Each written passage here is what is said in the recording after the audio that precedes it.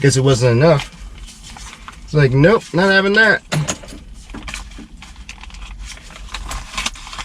Maybe we didn't drive it enough.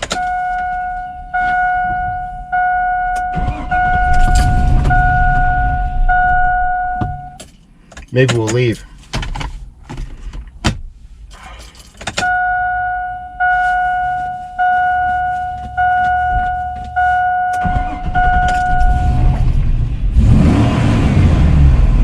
Stay alive. Time to go work. Wow. It died again. Okay. Okay.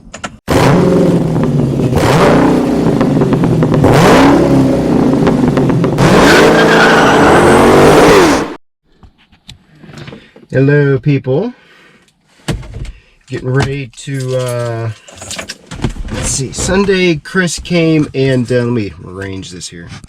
Chris came and tweaked the tune some more. Took me for a ride around. I was sitting over here and letting him handle the HP tuners and everything. So, raining. But I think we got a few bugs figured out. So nothing major, just little stuff. And this is all just for the break-in. You know, one thing I need to do is switch out the intake. My little custom PVC job is actually kind of restricting airflow, which really does make sense. So got to work on that. Chris set me up with a little eBay kit deal that he wasn't using. So we're going to go ahead and cold start it here so you can hear. And I'm going to drive it around for maybe see if I can get 100 plus miles on it. We've got 400 more to go till break-in, so we're doing pretty good. So let's see what it sounds like. That new starter is so nice. That was a Amazon buy. It's ECCPP or something like that. They're on Amazon too, but anywho. Oh, yeah, a little. Oh. Steering shafts are rattling a little bit still. Still got to work on that. But it feels comfortable enough where we can drive it without it being real annoying. So see if we need any. We'll probably put a couple more buckaroos of gas in it. Make it so we don't have to stop.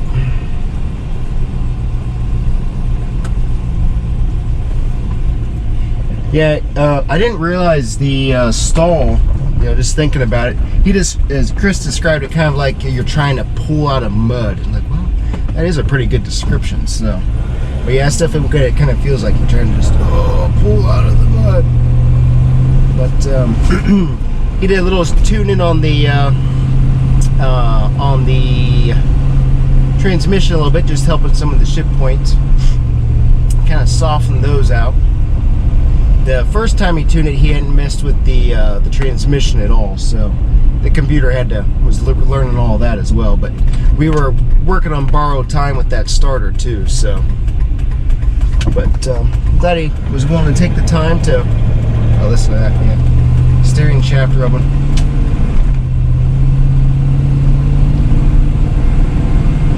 Feels good though.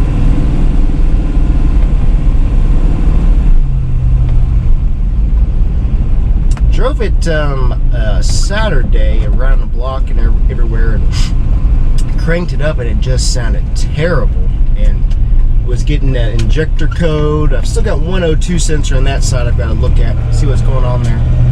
But yeah, it was the injector just wasn't plugged in. So got that back. Checked all the spark plugs, and no more misfire or injector codes. So that's a good thing.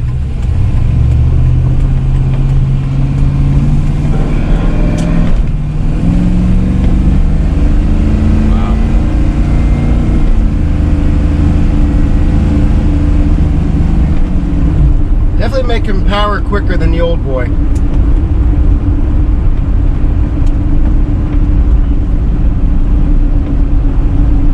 And this is still just a base tune too. We got some more tweaks to do and optimize it and everything. So running on the stock injector still. He says Chris said they're cycling fine.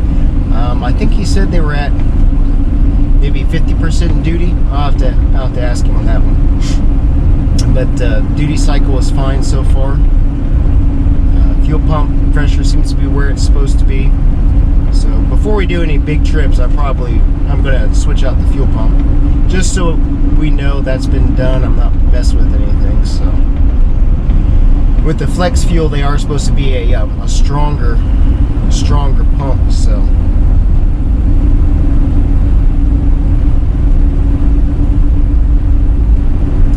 hop in here and get some gas, and be right back with you.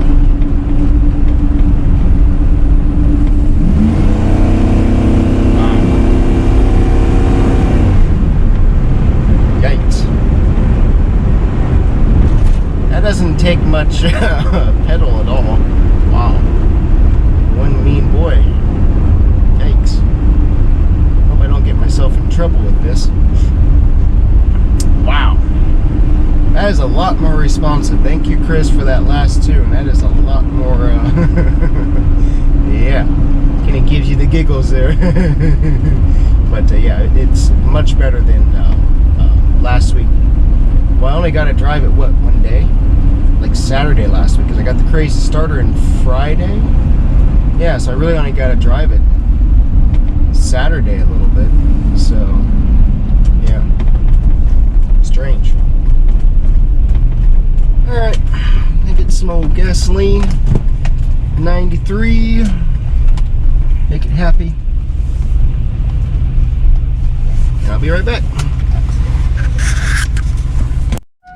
Alright, got some fresh 93. Yeah. Guess it wasn't enough. It's like, nope, not having that. Maybe we didn't drive it enough.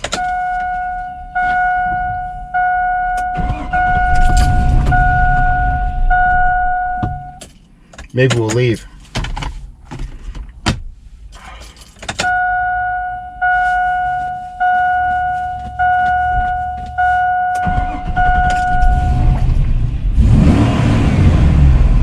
Stay alive. Time to go work. Wow. It's died again. Okay. Okay.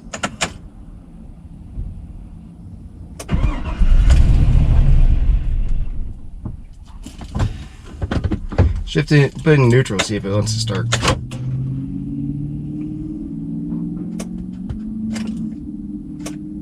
Nope, don't want to start neutral. Okay.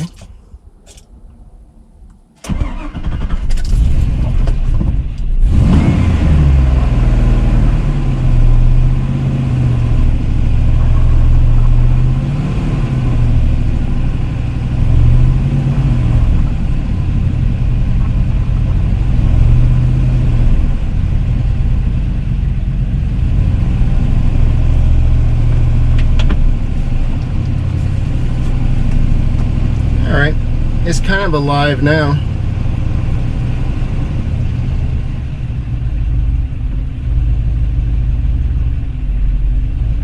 Yeah, idles is dropping a little too quick there. Not sure what that was, or if it'll continue. But theoretically, if we don't turn it off, which I'm not planning to, we should be fine.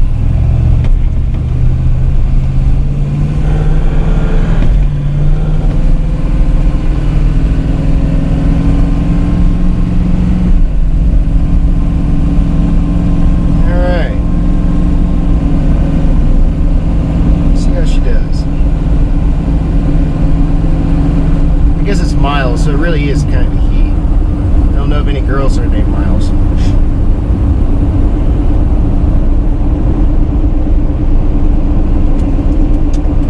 Alright, stoppy, stoppy, stoppy.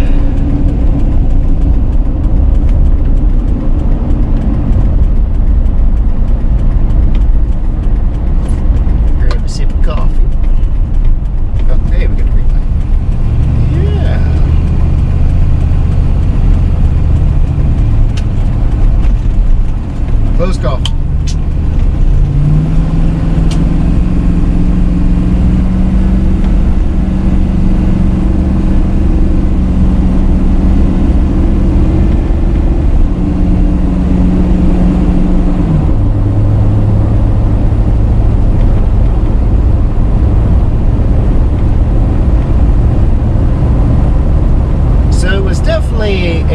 we still got a few bugs to work out, a few finishing touches and so forth.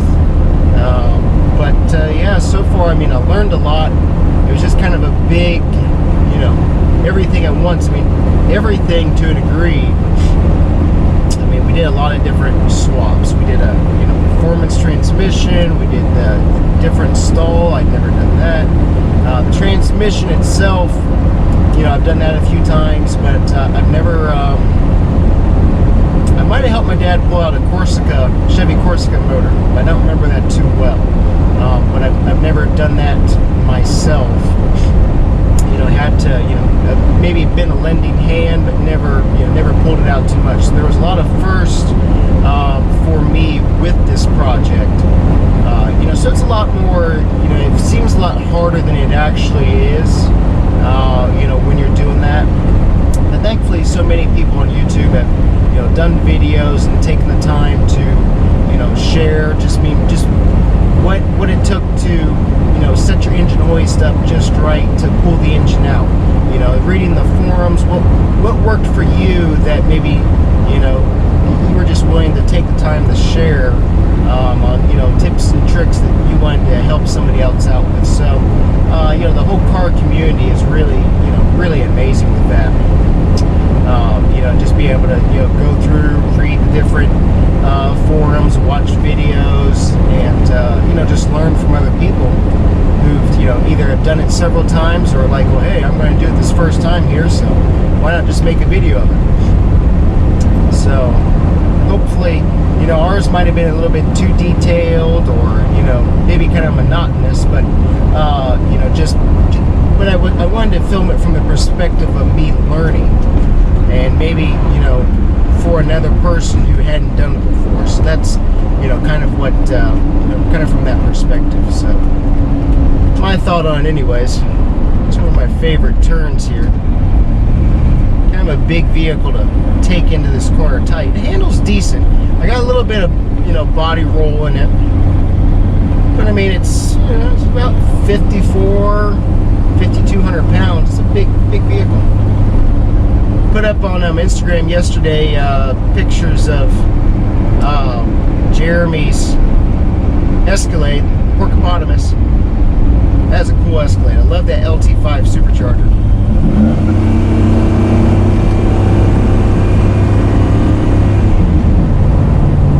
That's pretty good. Behaving itself. Yeah, it sounds amazing.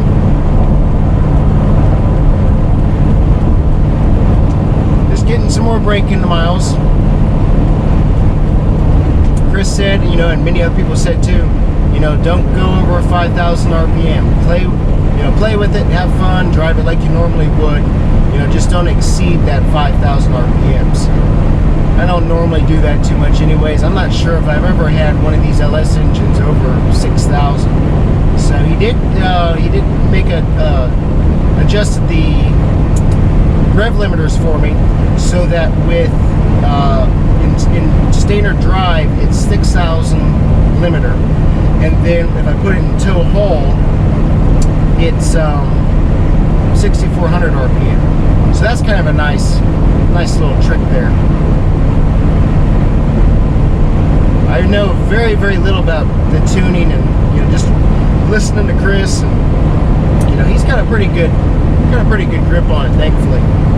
So, but just listen to him, I'm like, wow, this is pretty in depth.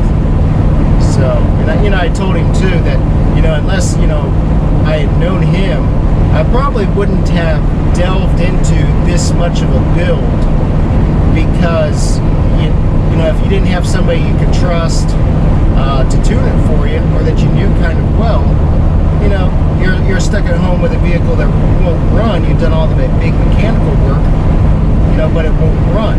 So, glad, friend Brian and neighbor, glad he knew Chris.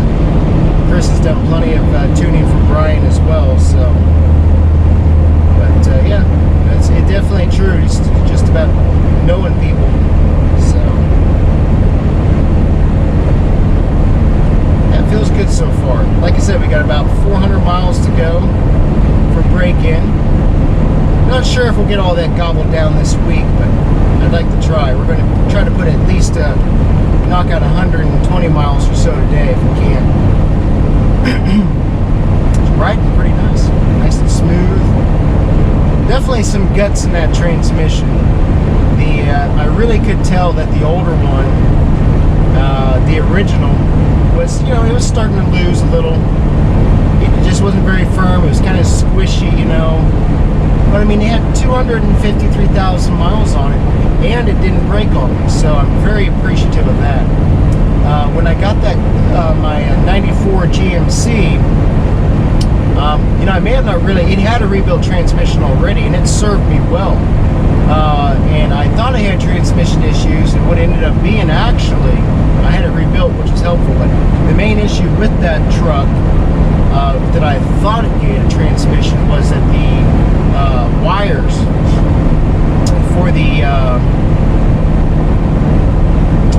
you know, the little plug that goes into the transmission, those had frayed, and once it got hot, it was so it was giving you that solenoid issue, or, you know, the TCC little piece in there, and it was acting like it was bad when really it wasn't. So, but you know, put a transmission in that, and then, you know, something came apart in that build, in that transmission. The torque converter just seemed like it was tough enough for the truck, so I've been driving it in third, and it finally gave up the ghost. So that was unfortunate. And then I had my 2000 Tahoe at the same time, and I bought it with a rebuilt transmission, and I had not HP tuners, I had I can't think of it now. Super chips. No. I don't remember what that hand programmer is. Super chips. It might have been Super Chips. Cortex handheld programmer. But anyways, all of our temps are looking good, by the way, levels. And just driving it with the sound, you would have no idea, you know, the work that's been done to it. No clue. So very good road manners, and you know, it's about the same RPM that I would normally see, which is cool. I was kind of concerned about that. I think the around town mileage will suffer a little bit, but I don't think we'll have an issue as much highway, you know, unless I'm just tromping on it all the time. So, but yeah, I went through. Good night. I went through. Well, I had to put a transmission, we'll put it this way, I had to put a transmission in Tahoe 3 times. So, or 2 times, sorry, 2 times. So it had 3 rebuilt transmissions in it. So, not a sort of newbie to these transmissions. So, when I was looking at this vehicle, it had 226,000 on it. NASA engineer owned it, and had been the second owner since, I think, 2004 or something like that, 2003. So he had it for the majority of his life. And just talked to him, and, you know, it was only $3,000. You know, you couldn't, you know, with this much, it needed some seat repair. And, you know, I did the seats, which was really fun. I wish I'd been making videos then, but I wasn't. But I did the seats. They turned out really well. These are actually GMC, I think they're 04 or 05 GMC Denali seats. And, you know, it was fun learning how to do that. And what I did was I just took the skins and the cushions from the 04-06 frames and put them onto here. As you know, the powering changed on the seats and so forth, you know, so that it's not plug and play compared to, you know, 2000 to 2002. So learned a lot with that. But it was fun, you know, that feeling of achievement. Because when I got it, this first seat, the leather was all really messed up, and the bolster controls were stuck in, so it felt like you were getting your kidneys pinched every time you sat into it. So I think I bought it in November, and I think Christmas break of 2016, I swapped out the seats. And I had done the intake gasket on too, because I was it was running terrible. Just had that weird coat on it. So, but you know, it's been a very, very good vehicle. You know, I had talked about, wow, 189, that's crazy. You know, I really thought about last year, all summer working, what I wanted to do. Did I just want to buy a newer Silverado with the L83? You know, if you look back at some of our videos, we discussed that. And really, you know, I was really kind of set on that. And then just looking at it, I'm like, I just, you know, I wanted to get a pre-owned, certified pre-owned, you know, with, you know, 30,000, 35,000 or less miles on it, you know. And, you know, and if you look, those run for about $35,000, $37,000, which, you know, that's fine. But, you know, just looking at, you know, finance-wise and just the, you know, for how much I would actually be driving it per se. You know, I just decided, you know, I'm not sure that's the route for me just yet. So, but it's nice. Pulling off the power, good behaving there. But it feels good. It feels really good. Got to play with the exhaust some more, get some bugs tweaked out there. I need to pound in the header some more. But thought I smelled a whiff of something weird there. I still got transmission fluid in the radiator support that's sitting there, and it makes a mess. I'm trying to get that cleaned out. I super cleaned it and pressure washed it, tried to make it work, but or clean it, but it wasn't having it.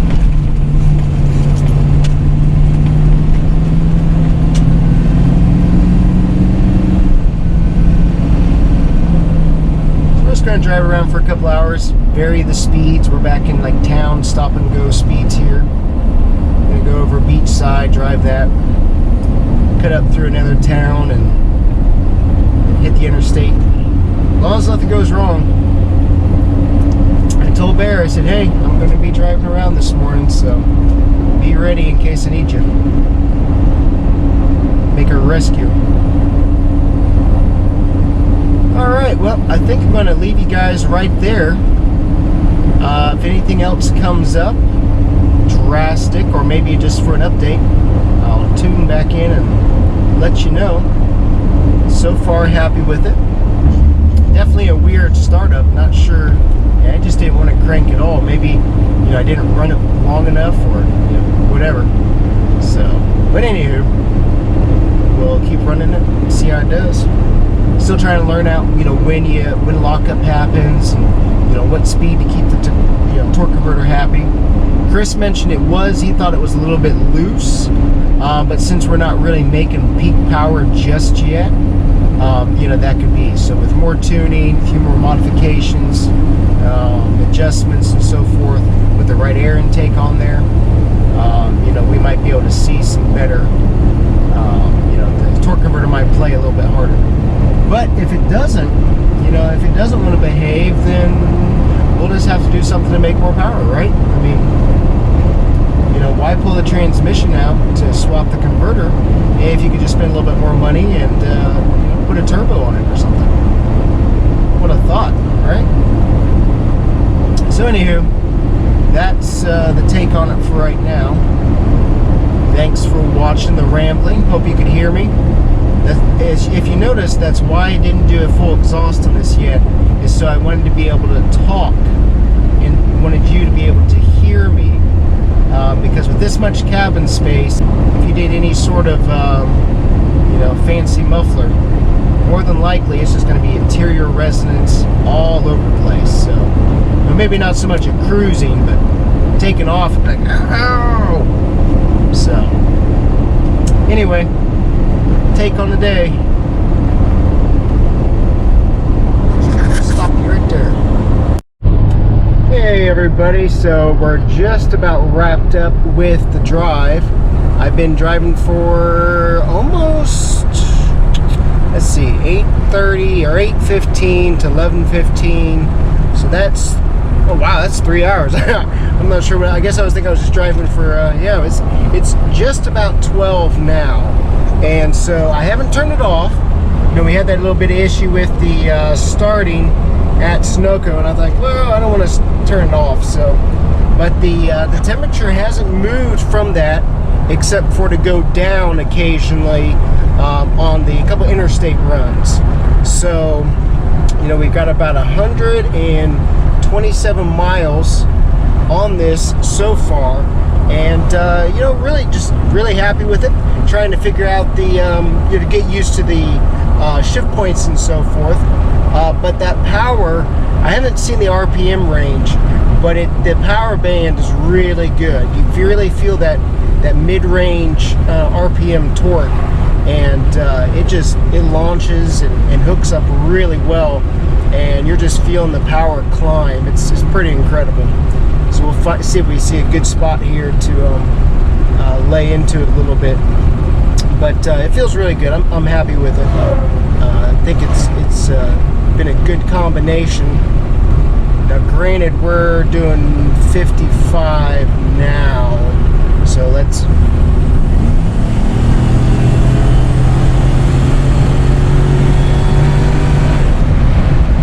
Yeah, you really feel it come in about midway, and it's insane. You know, it's a lot better from like about 35, 45, and you just stab it, and it feels really, really good. So I was about at a quarter or 3/4 of a tank when I filled it up, and now after driving that many miles, we're back at about a quarter of a tank. So I don't think it's, I drove it a little bit with the air on, a little bit with the air off. So, you know, granted, we're getting, you know, better mileage with the AC off. But really, I'm really happy with it. We'll see how it does. It seemed like there was something else I was going to mention that I had done or needed to do. Well, we did it the header. That seemed to help. Needs a little bit more. Yeah, really happy with it so far. I think in-town manners, you know, the transmission's a little twitchy for that. But for interstate driving, which we hope to do more, you know, go up to Kentucky, see the Corvette Museum, pop in North Carolina, different speed shops or NASCAR shops, go over to Atlanta. Amy, or her sister with Ain't on the Move, she wants to go see the Coca-Cola factory. So a lot of little southeast trips that we want to take, but we just need to make sure this was dependable to do it. So we'll get some more bugs worked out, and you know, work through the summer, do a couple little day trips during the summer, and then see in the fall where we want to go. So thanks for watching. I guess you could call this a progress report. But thanks to Strictly Performance for the motor, thanks to Brian Tooley for amazing Stage 2 cam, and thanks to Trans Depot Incorporated over in Hudson, Florida for a great transmission. You know, we still got some tweaking to do there to get it all lined up, but I think we're on the right path. So yeah, only you know, a few more miles to go. I think we have like right under, we start off with 140, so we've got what? Let's see. You'll hold right there. Stuff you don't want to do while you're driving. Yeah, so we're at 253.16. We need to be at 253.400. So we've got what? Another 175 miles to go. That's not bad. Not bad. We can figure that out. So, all right. Thanks, everybody. We'll chat at you later.